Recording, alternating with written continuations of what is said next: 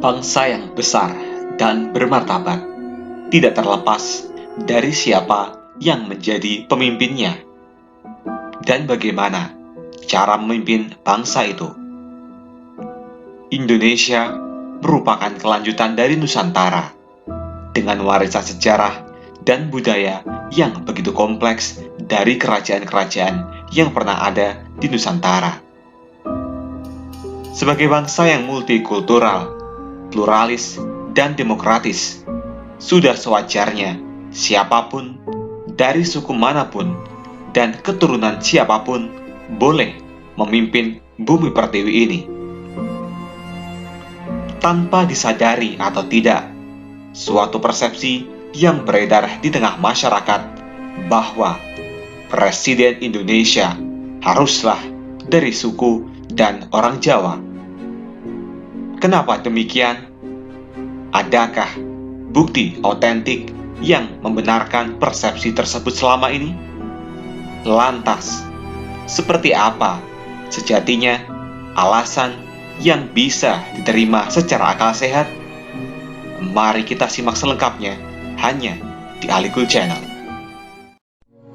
Welcome back di Alikul Channel, yang pasti semuanya ada di sini.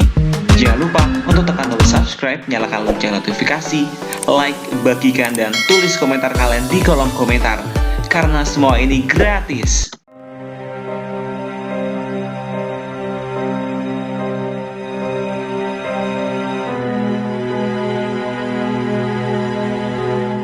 Nusantara dulunya dipimpin oleh raja-raja besar dari kerajaan-kerajaan seperti Majapahit, Singosari, Sriwijaya, Mataram Kuno, Samudra Pasai, Kutai Kertanegara, Demak, Mataram, Banjar, Sambas, Bone, Ternate, Tidore, dan lain sebagainya.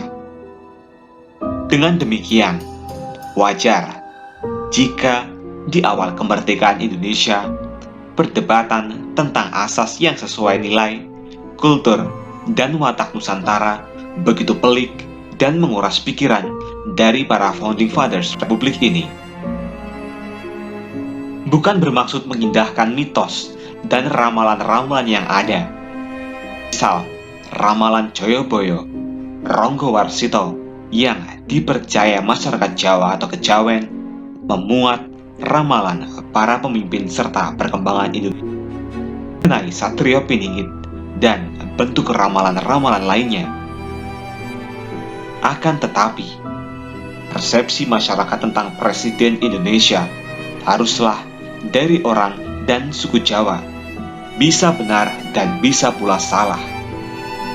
Namun, di sini perlu adanya telaah kembali atas persepsi dan mitos yang seakan-akan menjadi aturan yang tak tertulis bagi seseorang yang akan mencalonkan diri menjadi Presiden Indonesia.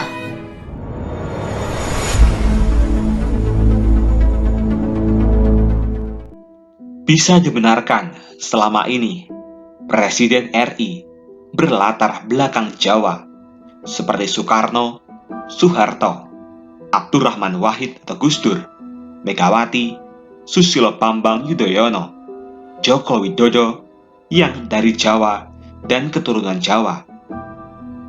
Sedangkan B.J. Habibie adalah salah satu mantan presiden yang bukan berlatar belakang Jawa. Hal demikian sebuah pengecualian bahwa B.J. Habibie menjadi presiden adalah bentuk darurat dan sangat situasional pasca jatuhnya Soeharto di awal reformasi 1998.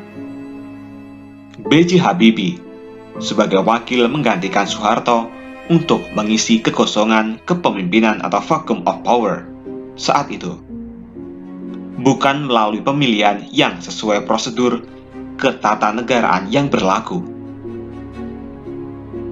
Dilihat dari hal tersebut, maka berdasarkan fakta, Presiden RI yang sudah ada notabene berasal dari suku Jawa.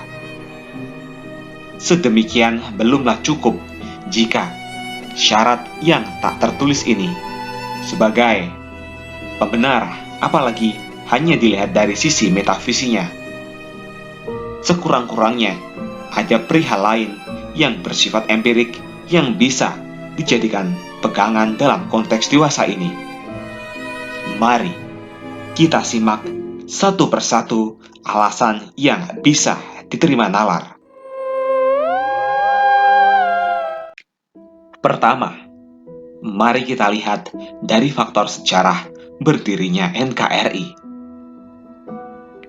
Setelah Jepang tunduk oleh tentara sekutu yang dikenal dengan peristiwa Hiroshima, Nagasaki, maka kemudian pemerintah Angkatan Darat 16 Jepang membentuk BPUPKI, Badan Penyelidik Usaha-Usaha Persiapan Kemerdekaan Indonesia, atau yang biasa disebut Dokuritsu Zunbi Joshakai, yang beranggotakan 67 anggota, 60 dari bangsa Indonesia dan 7 orang dari bangsa Jepang. Sedangkan pada sidang kedua 10-17 Juli 1945, Jepang menambah keanggotaan 6 orang dari bangsa Indonesia. Jelang beberapa hari setelah pembentukan BPUPKI, pemerintah Angkatan Darat ke-16 kembali membentuk PPKI, Panitia Persiapan Kemerdekaan Indonesia, atau istilah Jepang Dokuritsu Zunbi Inkai. PPKI ini beranggotakan 21 yang diketuai oleh Insinyur Soekarno tanpa adanya anggota luar biasa dari pihak Jepang. Selanjutnya, tanpa sepengetahuan Jepang, keanggotaan PPKI bertambah 6 orang menjadi 27 orang anggota. Dari 27 anggota tersebut, 18 berasal dari Pulau Jawa. Selebihnya representasi dari daerah-daerah di Indonesia. Pada awalnya, PPKI dibentuk bertujuan membentuk asas tunggal dan arah kemerdekaan Indonesia ke depan. Dan selebihnya, kesepakatan apakah yang diperbincangkan hanya pelaku sejarahlah yang mengetahuinya. Namun, melihat dari 18 orang keanggotaan PPKI berasal dari Jawa, maka rumusannya sangat sederhana. Apalagi Indonesia menganut sistem demokrasi. Demokrasi berdasarkan suara terbanyak, majority. Artinya, yang mayoritas tidak boleh menindas yang minoritas. Akan tetapi, mayoritas tidak dibenarkan jika tidak mendapatkan apa-apa.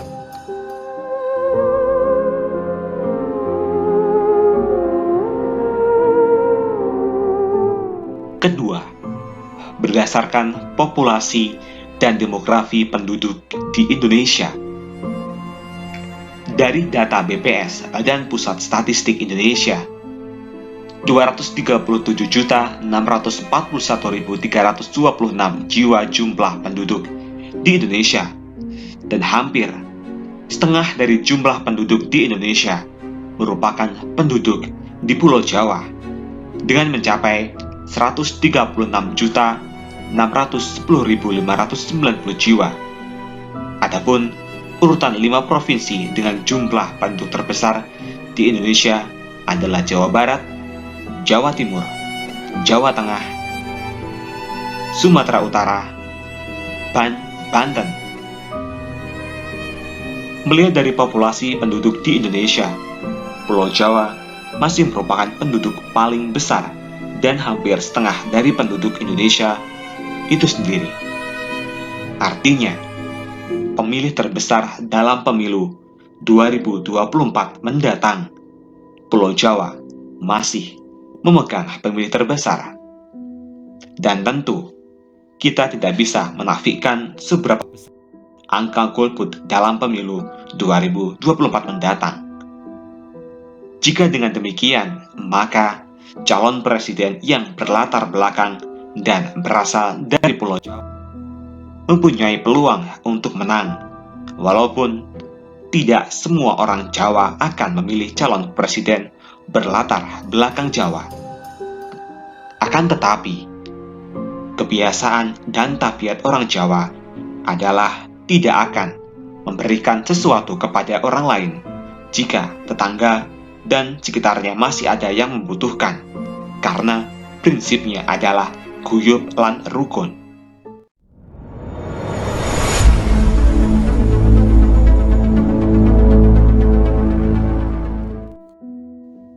Ketiga, Indonesia sebagai negara Pancasila sebetulnya sudah final dengan berfalsafah Bhinneka Tunggal Ika sejak berabad-abad yang silam.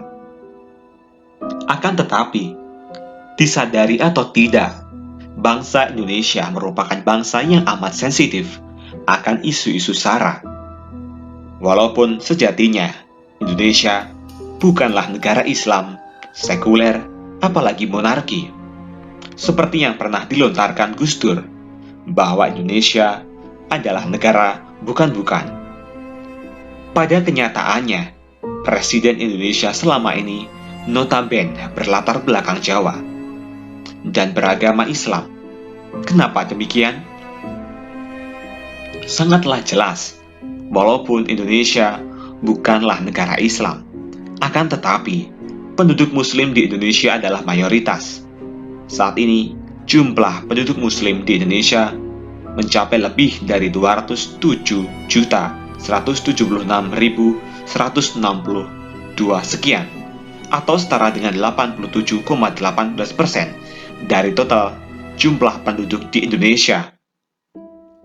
Jumlah terbesar Muslim di Indonesia berada di Jawa Barat, disusul dengan persentase 97%, Jawa Tengah 96,74%, dan Jawa Timur 96,36% dari total jumlah penduduk. Jadi, kembali pada rumusan awal bahwa sistem demokrasi berdasarkan mayoritas dengan ketentuan. Tidak menjadi absah jika mayoritas tidak mendapatkan apa-apa, dan tidak dibenarkan jika minoritas tidak diberi kebebasan dan perlindungan. Dengan demikian, jika pemilihan presiden menggunakan sistem pilihan langsung, maka sangat jauh dari harapan jika menginginkan presiden yang non-muslim. Amerika saja untuk mendapatkan presiden berkulit hitam harus menunggu 200 tahun. Sedangkan di India tidak pernah ada perdana menteri dari muslim karena melihat jumlah penduduk muslim yang hanya berkisar 10-15% dari jumlah keseluruhan penduduk di India.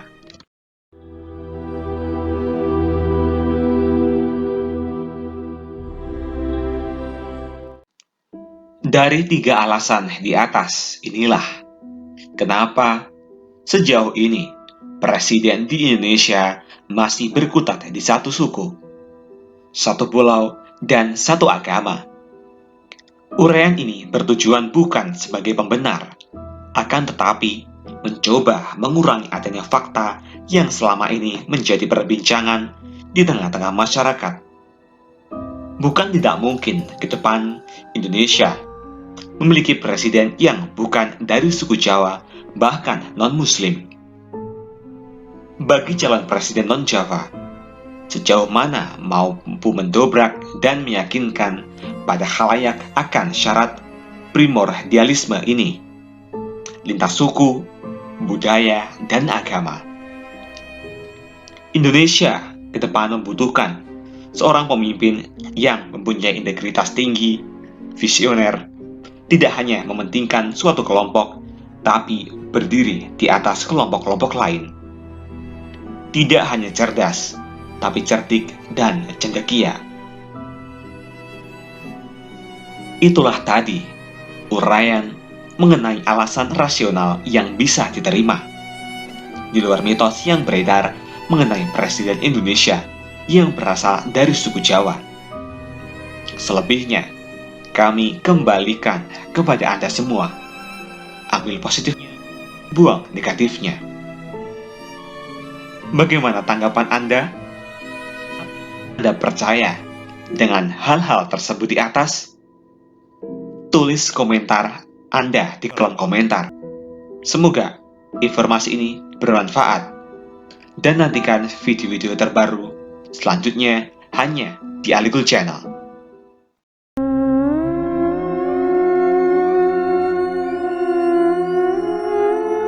Banyak pengunjung